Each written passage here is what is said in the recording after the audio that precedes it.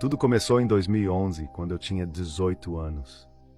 Naquela época, morava com meus pais em Alto Sertão, uma pequena cidade no interior de Pernambuco. Nossa família sempre foi muito próxima, especialmente do meu avô, que possuía uma fazenda onde costumávamos passar os feriados. Aquela fazenda era um lugar cheio de memórias felizes, mas os eventos que ocorreram naquele ano deixaram uma marca profunda em mim. Era junho, perto das festividades de São João, quando meu avô começou a notar algo estranho na fazenda. Alguns dos animais, vacas e carneiros, estavam sendo atacados e mortos em uma área cercada. Meu avô, um homem de 72 anos, ainda forte e corajoso, percebeu que algum tipo de animal estava rondando a fazenda nas madrugadas, entre as 22 horas e 1 hora da manhã. Ele nunca tinha presenciado algo parecido e decidiu que iria investigar o que estava acontecendo.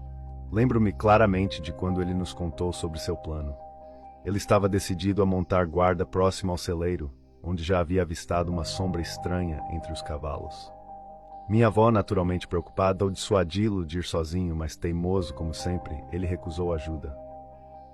Na sexta-feira, por volta das 11 horas da noite, ele se preparou com uma lanterna e um casaco grosso para enfrentar o frio, determinado a resolver o mistério. Meu avô sempre foi um homem destemido, mas naquela noite algo estava diferente. Ele mais tarde nos confidenciou que sentiu um medo que nunca havia experimentado antes. A lua cheia iluminava a estrada e o frio cortante só aumentava a tensão. Ao se aproximar do celeiro, ele avistou algo que o fez congelar de medo.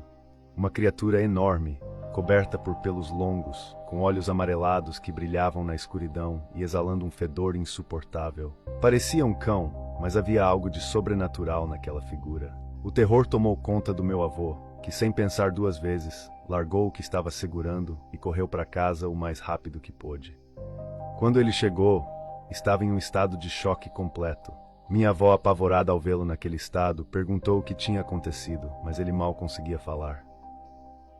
Foram necessários alguns minutos até que ele conseguisse balbuciar que havia visto algo que não era deste mundo, algo que ele acreditava ser uma criatura saída diretamente do inferno. Ele lembrou de uma história que seu pai costumava contar sobre uma criatura amaldiçoada que rondava aquela região em noites de lua cheia, especialmente próximas ao São João. Meu avô nunca havia dado muita importância a essas histórias até aquela noite. Enquanto ele contava o que tinha visto, minha avó foi até a janela para verificar se a criatura ainda estava por perto. E para o horror de ambos, lá estava ela, parada em frente ao terraço, o lobisomem. Num impulso de desespero, meu avô puxou minha avó para dentro e ambos se trancaram no quarto. A criatura começou a golpear a porta com uma força que parecia capaz de destruí-la. Mas, felizmente, a madeira reforçada resistiu. Na manhã seguinte, meu avô ligou para meu pai e meus tios, pedindo que viessem à fazenda com urgência. Eu implorei para ir junto, e quando chegamos, ele contou em detalhes o que havia acontecido na noite anterior. Estávamos todos alarmados, mas também determinados a resolver a situação. Decidimos montar uma armadilha para capturar o lobisomem. Cavamos um buraco profundo e largo perto do celeiro, cobrindo-o cuidadosamente com folhas para disfarçar.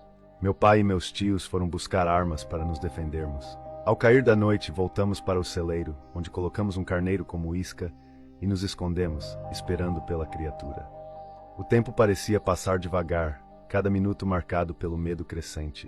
Por volta da meia-noite, começamos a ouvir passos pesados ao redor, mas a escuridão impedia que víssemos qualquer coisa com clareza. Sabíamos que o lobisomem estava nos cercando, esperando o momento certo para atacar. Foi então que, de repente, a criatura pulou o muro atrás de nós, soltando um uivo que parecia ecoar por toda a fazenda. O som era tão aterrorizante que meu tio, ao tentar reagir, deixou a arma cair no chão. Meu avô, já enfraquecido pelo susto da noite anterior, quase desmaiou. Meu pai, tentando manter a compostura e proteger a família, avançou em direção ao lobisomem, mas a criatura era incrivelmente forte e ágil.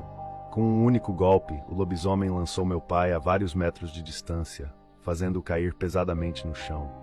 Nesse momento, o pânico tomou conta de todos. Sabíamos que enfrentar a criatura diretamente seria suicídio. Eu e meus tios corremos desesperadamente em direção à armadilha, na esperança de que ela pudesse deter o monstro. Quando finalmente chegamos ao local, nos vimos frente a frente com a criatura. Seus olhos, que antes eram amarelados, agora estavam injetados de sangue, irradiando um ódio visceral. Meu pai, mesmo machucado e com dificuldades para respirar, conseguiu se levantar e disparou 2 tiros em direção ao lobisomem. Os tiros atingiram a criatura, que em uma mistura de dor e fúria, correu em nossa direção. O que aconteceu a seguir foi um borrão de movimentos rápidos e desesperados. O lobisomem, em sua corrida, não percebeu a armadilha e caiu diretamente no buraco que havíamos preparado. O impacto foi brutal e nós não perdemos tempo. Descarregamos todas as nossas armas sobre a criatura, sem parar até termos certeza de que ela estava morta. O som dos tiros ecoou na noite silenciosa e o cheiro de pólvora se misturou com o ar frio, criando uma atmosfera surreal. Quando finalmente o silêncio tomou conta do lugar, nos aproximamos lentamente do buraco. O corpo do lobisomem jazia inerte no fundo, coberto de sangue. Sentimos um alívio imediato, mas também uma tristeza profunda. Tínhamos acabado de enfrentar algo que não deveria existir, algo que desafiava tudo o que conhecíamos. Enterramos a criatura no próprio buraco e o cobrimos com terra e pedras, determinados a garantir que aquilo nunca mais voltasse à superfície. Nos dias que se seguiram, tentamos retomar nossas vidas, mas nada voltou a ser como antes. Minha avó decidiu voltar para casa na cidade, enquanto meu avô, embora ainda forte, parecia ter envelhecido anos em apenas algumas noites. Quanto a mim, nunca mais consegui olhar para a fazenda da mesma forma. O que aconteceu naquela noite me marcou de uma maneira que palavras não conseguem descrever. Mesmo agora, anos depois, quando me lembro do que vimos e do que enfrentamos, o medo volta a me consumir, e a lembrança do uivo aterrorizante do lobisomem ecoa em minha mente, como um pesadelo do qual jamais conseguirei despertar.